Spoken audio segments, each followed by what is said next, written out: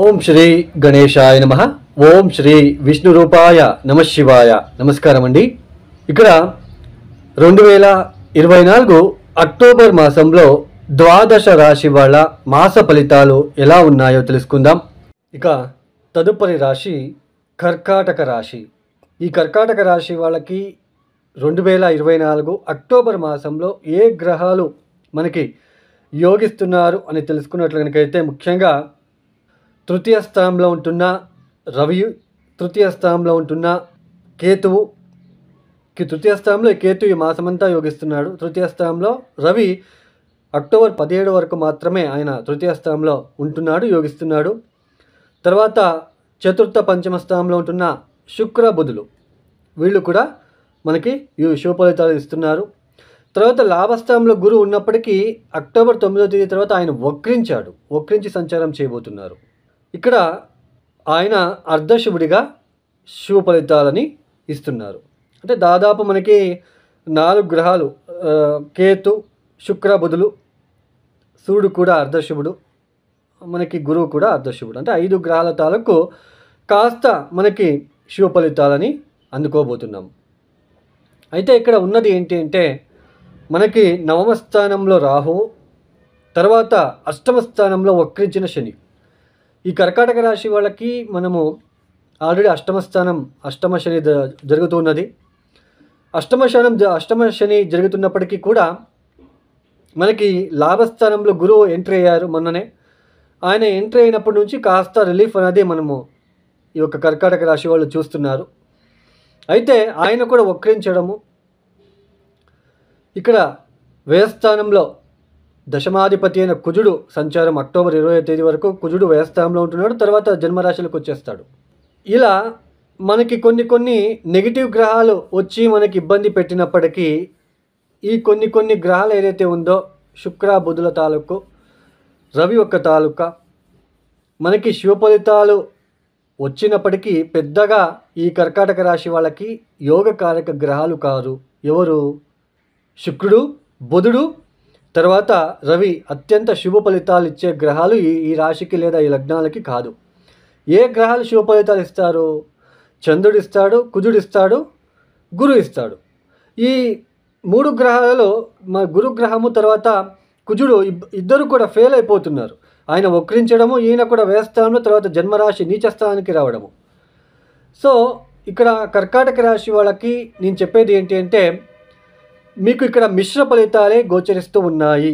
ముఖ్యంగా భార్యాభర్తల మధ్య కొన్ని తెలియని ఫ్రస్ట్రేషన్, ఎప్పుడైతే జన్మరాశిలోకి కుజుడు ఎంటర్ అయిపోతాడో తెలియని ఒక ఫ్రస్ట్రేషన్ ఏర్పడుతూ ఉంటుంది. తర్వాత ఇక్కడ జన్మరాశిలో కూర్చున్న కుజుడు అష్టమ దృష్టితో అష్టమాన్ని చూస్తున్నాడు. అక్కడే శనిగ్రహ సంచారము. అంటే శరీరానికి ఏదో తెలియని ఒక అలసట, ఇబ్బందులు వచ్చే సూచనలు ఎక్కువగా కనిపిస్తూ ఉంటుంది. తర్వాత ఆకస్మికంగా ఆరోగ్యపరమైన ఇబ్బందులు, తర్వాత శరీరానికి ఏదో తెలియని ఒక పెయిన్ లాంటిది, అంటే కొద్దిగా బలహీనత ఏర్పడుతూ ఉంటుంది శరీరానికి. ఇలాంటివి ఎక్కువగా ఉంటాయి. తర్వాత డైజెషన్ అంటే అజీర్ణత ఏర్పడే సూచనలు ఎక్కువగా ఉంటాయి. ఉద్యోగంలో పని భారం పెరిగే సూచనలు, ఒక ఫ్రస్ట్రేషన్ లాంటిది ఏర్పడడానికి అవకాశాలు ఉంటాయి. ఇలాంటివి సిచ్యుయేషన్స్ ఎక్కువగా ఉంటాయి. పని ఎక్కువ అవ్వడము, సో ఇలాంటివి బాడీ పెయిన్స్ రావడము, సో ఇలాంటి సిచ్యుయేషన్సే ఇక్కడ ఎక్కువగా కనిపిస్తూ ఉన్నాయి. ఎప్పుడైతే మనకి ఇట్లా కర్కాటక రాశి లేదా కర్కాటక లగ్నం వాళ్ళకి మనకి ఇక్కడ సూర్యుడు తృతీయంలో ఉన్నప్పటికీ, తర్వాత ఈ చతుర్థ స్థానంలో శుక్ర బుధులు ఉన్నప్పటికీ, కొంచెం హ్యాపీనెస్ ఉన్నప్పటికీ కొన్ని రకాల ఈ యొక్క ఉద్యోగం విషయంలో, తర్వాత ఈ యొక్క ఆరోగ్యం విషయంలో, చేసే పనులలో ఆటంకాల విషయంలో, తర్వాత తండ్రి ఆరోగ్యం విషయంలో కూడా వీళ్ళు కాస్త ఇబ్బందులు పడే సూచనలు ఈ ఒక మాసంలో కనిపిస్తున్నాయని తెలుసుకోవచ్చు. అయితే ఇక్కడ వాహనం కొనుగోలు చేయాలనుకున్న వాళ్ళకి కూడా వీళ్ళకి అభివృద్ధిదాయకంగా ఉంటుంది. వాహనం కొనుగోలు చేయడము, కొత్త బట్టలు కొనుక్కోవడము, ఇంటికి సంబంధించినది ఏదైనా కొత్తవి కొనుక్కొని ఇంటికి మనము తీసుకొని రావాలి. ఏదో కావచ్చు, ఇంటికి సంబంధించిన మనకి సౌందర్యానికి సంబంధించిన విషయం కావచ్చు, ఇంటికి బాగా మార్పు చేసుకోవాలి అని సో కొన్ని డెకరేషన్ లాగా ఐటమ్లు తెచ్చి పెట్టుకోవడానికి ఇది సరైన సమయము. అవి తెచ్చుకొని పెట్టుకోవడానికి ఆశలు కూడా ఏర్పడుతూ ఉంటాయి. గృహాన్ని బాగా నీట్గా పెట్టుకోవాలనే ఒక థాట్ అనేది కూడా ఇక్కడ వీళ్ళకి రావడానికి అవకాశాలు ఉంటాయి. ఈ కర్కాటక రాశి వాళ్ళు తప్పనిసరిగా ప్రతిరోజు సుబ్రహ్మణ్య కరావళం స్తోత్ర పారాయణం చేసి సుబ్రహ్మణ్యుడికి వీలైనంత వరకు సేవలు అందించుకోవడానికి ప్రయత్నం చేయండి. ముఖ్యంగా ప్రతిరోజు మానకుండా హనుమాన్ చాలీసా పారాయణం చేసుకోండి. కుజ శనిలో ఒక అష్టమ దృష్టితో ఉంటున్నారు కాబట్టి హనుమాన్ చాలీసా పారాయణం చేసుకోండి.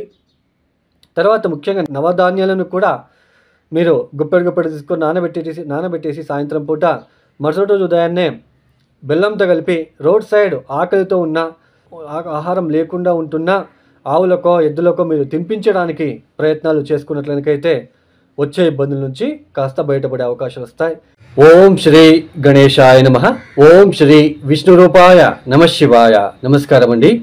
2024 అక్టోబర్ మాసంలో 2వ తేదీ సూర్యగ్రహణం సంభవిస్తూ ఉంటుంది. ఈ అక్టోబర్ 2వ తేదీ సంభవిస్తున్న సూర్యగ్రహణం వల్ల ప్రకృతి పైన మరియు ద్వాదశ రాశుల పైన ఎలాంటి ప్రభావం చూపిస్తుంది, ఇది మన భారతంలో కనిపిస్తుందా, ఇటువంటి విషయాలని ఈ ఒక వీడియోలో తెలుసుకుందాం. ఈ 2024 అక్టోబర్ 2వ తేదీ సూర్యగ్రహణం అనేది రాత్రి 9:17 ప్రారంభమవుతుంది. అయితే ఈ యొక్క గ్రహణకి సంబంధించిన పూర్తిగా స్పర్శ సమయం అనేది మధ్యరాత్రి, అంటే తెల్లవారుజామున మధ్యరాత్రి 12:15 పూర్తిగా స్పర్శకాలం అనేది ఏర్పడుతుంది. ఈ యొక్క గ్రహణం అది చంద్రగ్రహణం కావచ్చు, సూర్యగ్రహణం కావచ్చు. సూర్యగ్రహణం రాత్రి వేళ గనక వచ్చింది అంటే అది మన భారతంలో గోచరించదు. అదే చంద్రగ్రహణం కనుక పొగలపూట అంటే డే టైంలో వచ్చింది అంటే ఆ గ్రహణం కూడా మన భారతానికి అన్వయించదు, కనిపించదు, గోచరించదు. అంటే ఈ అక్టోబర్ 2వ తేదీ మధ్యరాత్రి ఏదైతే రాత్రిపూట సూర్యగ్రహణం జరుగుతుందో ఇది మన భారతదేశంలో కనిపించదు. అయితే ఎక్కడ ఎక్కువ కనిపిస్తుంది అని మనము తెలుసుకున్నట్లయితే ముఖ్యంగా అమెరికా దేశాల్లో, మెక్సికో దేశాల్లో, చిలీ దేశాల్లో, అర్జెంటీనా దేశాల్లో, బ్రెజిల్ దేశాలలో ఈ ఒక గ్రహణం అనేది కనిపిస్తుంది.